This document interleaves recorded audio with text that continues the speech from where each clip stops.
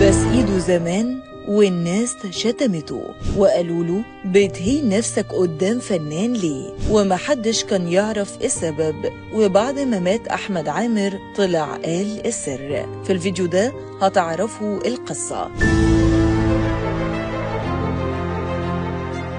فيديو منتشر للمطرب الراحل أحمد عامر. انتشر فيديو لأحد الأشخاص مع المطرب الشعبي أحمد عامر اللي فارقنا الساعات اللي فاتت، وظهر بدر عياد في الفيديو وهو بيقبل إيد أحمد عامر وفضل يشكر فيه ويحضنه. وبعد ما نشر عياد الفيديو الناس كلها وقتها هجمته وانتقدوه وقالوا له إزاي تبوس إيد فنان بالطريقة دي، لكنه وقتها ما ردش على هجوم الناس وانتقادهم ولا حتى شرح قصة الفيديو وسببه. واتفاجئ الجمهور الساعات اللي فاتت ان بدر عياد رجع نشر الفيديو تاني، لكنه المرة دي علق على الفيديو ووضح السبب اللي خلاه يبوس ايد المطرب احمد عامر. وكتب على الفيديو الكل كان بيسأل زمان والكل شتم بعد ما نزلت الفيديو ده على صفحتي، وقالوا لي ازاي يا احمق يا معدوم الاحساس تقبل ايد فنان او مطرب زيك. وما كنتش برد، لكن النهارده بس هقول لكم ليه بوست ايادي احمد عامر. وكمل عياد وقال وانا في المستشفى من سنتين